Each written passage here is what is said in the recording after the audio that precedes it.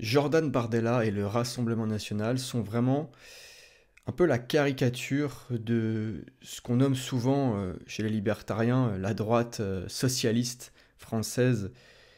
Et ça pose problème évidemment, cette droite qui s'enfonce dans les erreurs économiques et qui remet sur le devant de la scène toujours des choses qui n'ont pas de sens. Récemment, Bardella a fait une sortie médiatique. Alors ça devait être au salon de l'agriculture, hein, nécessairement. Et il a dit: je milite pour le patriotisme économique et pour sortir de nos accords de libre-échange. Alors j'ai téléchargé la vidéo et je vais vous la montrer. Et on y réagit juste après. Vous voyez que j'ai fait un tweet sur le sujet et que je compte bien développer un petit peu avec vous. Alors voilà ce qu'il a dit. Je vais essayer de le développer pendant la journée, mais je pense qu'il faut changer de logiciel. Ça, tout le monde le dit.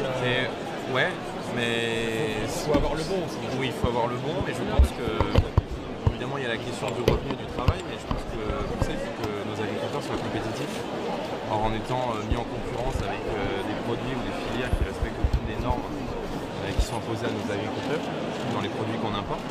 C'est compliqué d'être compétitif. Donc moi je milite pour le patriotisme économique et pour sortir l'agriculture de nos accords de libre-échange. Je pense qu'il y a des accords commerciaux qui peuvent être bénéfiques à l'agriculture française, mais à chaque fois qu'on s'ouvre, c'est systématiquement notre désavantage. Donc je pense que si on arrive à être compétitif, je pense que le prix de revient c'est intéressant pour nos agriculteurs. Et puis il faut surtout que les lois s'appliquent.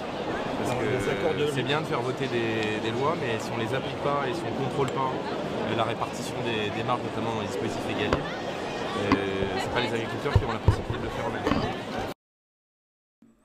Alors j'avais coupé mon micro entre temps, j'espère que le son était bon. Et vous voyez, quand quelqu'un dit ça, un politique dit ça, on se dit: oh ça va, il n'y a rien d'extraordinaire. Il dit un peu ce que tout le monde dit. On est prisonnier soi-disant d'accords de libre-échange qui mettent nos agriculteurs en concurrence avec le monde entier sur des normes différentes. Et donc il y a une inégalité des normes. Et quelque part c'est pas juste, hein. On se bat avec des fourchettes contre des gens qui ont des AK-47, en gros, hein, en termes de normes, de législation. Ok. Mais tout ça, ça n'est pas du tout du libre-échange, hein, je commence par là. On est encore en train de désigner des choses par des mots qui ne correspondent pas à la réalité. On est en train de décrire une réalité économique avec des mots qui ne matchent pas. Le libre-échange, je veux dire, dans son acception originelle et en termes de logique, en termes de description de la réalité économique, ça ne peut pas être un marché totalement étatisé. Le marché français et européen de l'agriculture, donc européen, Union européenne évidemment, est objectivement étatisé. C'est blindé de législation et de fiscalité. Et les agriculteurs sont dans la panade parce qu'ils sont juste pris à la gorge par l'étatisme français et européen. C'est pas du libre-échange qui est en cours, qui est en train de sévir là, pas du tout, c'est l'inverse, c'est du protectionnisme, c'est de l'étatisme, c'est de la fiscalité, beaucoup trop, hein. Il y a eu encore évidemment, de la colère, des manifestations aussi contre le prix contre une taxe sur leur carburant, bien sûr. D'ailleurs pour les gilets jaunes c'était aussi parti un peu de ça quelque part, hein, les taxes sur l'essence, toujours des choses comme ça. C'est pas du tout le libre-échange qui est problématique. Comment voulez-vous que la liberté pour les producteurs, plus de marge de manœuvre, et que la contractualisation privée soit un problème en soi? Ça peut pas être ça le problème. Si on est effectivement, enfin je dis on, les agriculteurs, les producteurs français, sont en concurrence avec des gens qui n'ont pas les mêmes normes, ça n'a rien à voir avec la liberté. C'est au contraire l'étatisme. C'est bien qu'il y a des gens qui accordent ou pas des normes. C'est bien qu'il y a des gens qui sont en train, de façon complètement arbitraire, de poser des règles auxquelles nos agriculteurs n'ont pas consenti. Donc quel rapport avec le libre-échange? Où est la liberté dans le fait d'encadrer? Et puis sans, évidemment, encore une fois, c'est pas une question de règle en soi, hein, c'est une question de contractualisation non volontaire, hein. Les libertariens ne sont jamais contre les règles en soi, contre les accords en soi, jamais. C'est juste une question de est-ce que c'est du droit négocié, du droit consenti, du droit naturel. D'accord? Non, ça ne l'est pas. On n'est pas du tout en train de parler de ça. On n'est pas du tout en train de parler d'échange de droits de propriété, de consentement, d'accord, volontaire. On est en train de parler d'un État, d'une entité, encore une fois, coercitif qui impose des normes à des producteurs de richesse. Là, on parle de nos agriculteurs. Ça pourrait être n'importe quel producteur de richesse, mais en l'occurrence, ce marché est spécialement engoncé et mis sous le joug de l'État. D'accord? D'ailleurs, il y a même une addiction aujourd'hui de nos producteurs agricoles vis-à-vis de l'État, des subventions et de l'Union européenne. On a créé des dépendances étatiques. C'est pour ça que maintenant, ces gens, malheureusement, alors déjà ne sont pas forcément très formés au principe, mais ça, c'est pas propre à eux, hein, c'est juste qu'on est à un degré de civilisation, on est dans un niveau de réalité, quelque part, qui suppose qu'il y a beaucoup de gens qui, certes, vivent la liberté au quotidien. Hein. La liberté, on la vit tous les jours, dans tous nos échanges, on la vit sans arrêt, la liberté. Simplement, c'est pas... Comment dire? Il n'y a pas un niveau de conscience de ça assez fort, et on se bat pas assez pour. La mécanique du droit est une chose, mais prendre conscience de ce qu'est profondément la liberté et qu'il faut se battre pour elle, à une échelle de civilisation, c'en est une autre. Pour ça qu'il faut passer les principes, pour ça qu'il faut éduquer les gens et leur faire prendre conscience de leur position sociale par rapport à l'État et du fait qu'il faut se battre pour la liberté qui n'est jamais vraiment acquise malheureusement, surtout pas maintenant. Et donc voilà, je disais, oui, nos agriculteurs sont sous dépendance étatique, sous perfusion, sous subvention. Hein, si on prend la PAC, politique agricole commune, on est en plein là-dedans. Ça n'a rien à voir tout ça avec du libre-échange. Quand vous déroulez la liste des normes à suivre pour les producteurs agricoles, ça n'a rien à voir avec du libre-échange, tout ça. Où est la liberté? Où est la liberté? En fait, on a juste appelé libre-échange des accords entre États, entre entités coercitives comme ça. Mais ça peut pas être ça le libre-échange. C'est l'inverse du respect de la souveraineté individuelle. Où est la liberté là-dedans? Et là, vous voyez qu'en fait, on a désigné des réalités économiques par des mots qui désignent autre chose. On a retourné la sémantique, le sens des concepts. On a tout retourné. Ça n'est pas du libre-échange, c'est de l'étatisme, point. C'est tout, ça n'est que ça. Et les gens continuent, et ils continueront longtemps, parce que malheureusement, pour défaire les mots et les concepts, ça met parfois des dizaines d'années, et ça se trouve même, c'est perdu pour ce combat-là, hein. Ça se trouve, il faudra utiliser autre chose, hein, mais en tout cas, je ne fais moi que, à mon échelle, dire ce qui est. Les libertariens ne peuvent pas parler de libre-échange quand ils constatent ce qui se passe au niveau français et européen concernant l'agriculture. Donc ça n'est pas du libre-échange, point. Par ailleurs, je rebondis sur ça en disant que Bardella utilise la notion de patriotisme économique. Et là pareil, on est sur un mot qui veut pas dire grand-chose, c'est un mot pour faire bien. Mais patriotisme économique, je veux dire qu'on ait des préférences de consommation, qu'on ait ces affects aussi tournés vers une certaine économie, vers certains produits, bien sûr c'est une chose, mais prétendre que c'est un concept qui tient la route, je veux dire au niveau vraiment de ses fondations intellectuelles, philosophiques, économiques, non, là par contre c'est complètement autre chose, ça veut rien dire. L'économie ne s'embarrasse pas comme ça d'adjectifs qu'on veut bien lui coller parce que ça fait bien, c'est purement électoraliste ça. Ça c'est vraiment, certains appelleraient ça de la démagogie.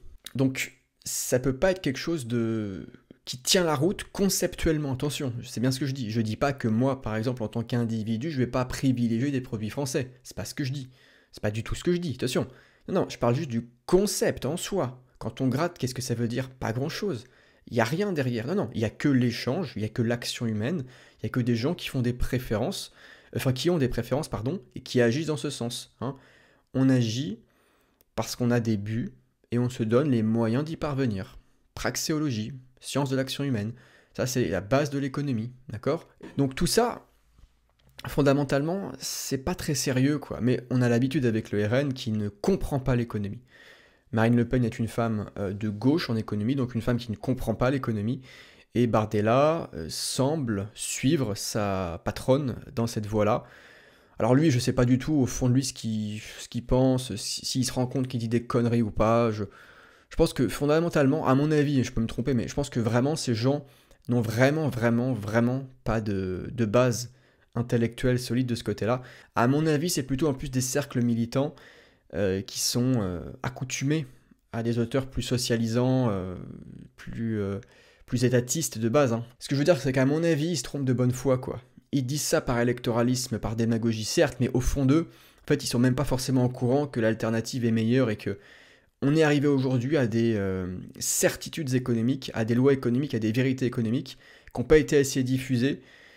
Et ces vérités, bah, malheureusement, ils les ont pas fait leur. Et en plus, même s'ils les connaissaient, je suis pas certain que le public français soit encore tout à fait mûr. Alors, il faut lui balancer à la figure ces vérités, hein, mais c'est ce que je fais ici. Il faut lui balancer à la figure les connaissances de l'école autrichienne et son épistémologie, bien sûr, avec évidemment toute la vulgarisation qui va avec évidemment la forme qui va bien, comme j'essaie de le faire, en passant par de l'actu, en passant par des faits sociaux, bien sûr. On n'est pas là pour vous assommer. Ce que je veux dire, c'est que ces connaissances ne sont pas diffusées. Et donc, même pas sûr que le public français, en fait, réussisse à réceptionner correctement les dites connaissances. À mon avis, ça passerait même pas forcément très très bien sur un plan démocratique. C'est pour ça d'ailleurs que le libertarianisme français, bah c'est pas évident quoi. Vous voyez bien qu'on n'a pas des succès dingues pour l'instant sur les réseaux. Bah ouais, c'est pas facile quoi. Il n'y a pas un public monstrueux. On est en train de produire une offre, de vous servir une soupe différente quelque part, hein, de vous donner une nouvelle nourriture. Et alors j'espère qu'elle a bon goût, mais en tout cas, le goût reste spécial, je pense, pour la plupart des Français. Et il va falloir petit à petit gratter du terrain et faire prendre conscience de tout ce champ intellectuel si passionnant et si robuste, hein, si intéressant, si robuste, si solide. Et j'espère qu'un jour il supplantera hein, toutes ces faussetés économiques qui ont fait tant de mal à ce pays. Et puis je finis hein, en disant que évidemment ce sont de purs socialistes de droite, aucun intérêt, et qu'avec eux nous continuerions le déclin. Oui, évidemment. D'ailleurs, Le Pen va possiblement passer hein, en 2027, et il n'y a pas vraiment de raison de paniquer plus que ça, je veux dire, par rapport à Macron, quoi. Elle va continuer, elle fera mine de faire 2-3 trucs de droite sur un plan culturel ou identitaire, enfin, je veux dire, de l'immigration. Et encore, hein, et encore. Réussira-t-elle? Je sais même pas. Vous voyez ce que Mélanie fait, c'est-à-dire pas grand-chose à mon avis. Enfin, de ce que je vois, pardon. Il faut dire que l'UE n'aide pas forcément non plus, mais bon, bref. Donc c'est tout, hein. Je veux dire, ça va être un peu la continuation de tout ce qui se passe. Et voilà, et puis je finissais en disant ce que j'ai dit au début, qu'il n'y a pas de libre-échange, qu'il n'y a que de l'étatisme, et que nos agriculteurs le subissent. Et quand on renverse évidemment le sens des concepts, eh ben, on peut raconter n'importe quoi à beaucoup de gens, et ça passe évidemment sans aucun problème. Voilà, pas la peine de faire du zèle hein, sur cette vidéo sur Bardella et le socialisme de droite. Ça reste une tendance de fond, ça reste comment dire ça, un peu la ligne dominante à droite. Hein. Vous savez qu'il n'y a pas de libéraux radicaux dans ce pays. Hein. Pourtant, il y a une tradition libérale française, hein, ça a existé, mais la bataille culturelle, gauchiste, étatiste, hein, ça va ensemble de toute façon, hein, puisque la gauche s'est toujours servie de l'État, et avec ferveur, hein, avec joie, hein, vraiment de purs étatistes, quoi. Et donc cette bataille culturelle a été gagnée par cette gauche et cet étatisme mental, quoi. Et donc il faut faut aller proposer autre chose. Et aujourd'hui, nous, notamment avec Ripossession, cette initiative communautaire, culturelle, intellectuelle, libertarienne, et moi-même avec mes espaces publics, privés, eh ben, on essaye de proposer autre chose. Il faut une nouvelle offre. S'il n'y a pas de nouvelle offre, mais comment voulez-vous qu'on sorte des ornières étatiques? Si on sert toujours, hein, je parlais tout à l'heure de nourriture ou de soupe, si on sert tous les jours la même soupe aux gens, bah ouais, ils vont pas manger autre chose, quoi, hein, c'est compliqué. Si on ne commence pas par proposer autre chose de radicalement différent, quand bien même on se bute à un public qui n'est pas formé, à un marché qui est peu présent, qui est restreint, bah faut bien commencer quelque part, quoi. Sinon, bah on fait plus rien, quoi. Ok, et puis on se contente d'un démocratisme mou qui décline petit à petit dans la tiers-mondisation, la pauvreté et la misère. Donc voilà, si la vidéo vous a plu, petit pouce vers le haut pour me le faire savoir, pour m'aider un peu à propulser justement cette nouvelle offre libérale, radicalement libérale sur Internet. Et puis par ailleurs, avant de quitter, je vous invite évidemment à rejoindre mon espace Substack, mon espace privé, qui est donc ma nouvelle offre justement pour vous. Donc j'ai fait une annonce aujourd'hui sur tous mes espaces, mais je le redis ici en vidéo, puis je le redirai régulièrement. Soutenez-moi si ça vous plaît tout ça, si vous voulez vous former au libertarianisme, si vous voulez monter en puissance intellectuellement sur le plan économique, sur le plan du droit. Hein, encore une fois, droit naturel, économie autrichienne, toujours les deux pans qui se complètent et qui nous font avoir une lecture extrêmement solide des phénomènes de société. Voilà. Merci encore pour votre écoute, je vous dis à la prochaine. Ciao.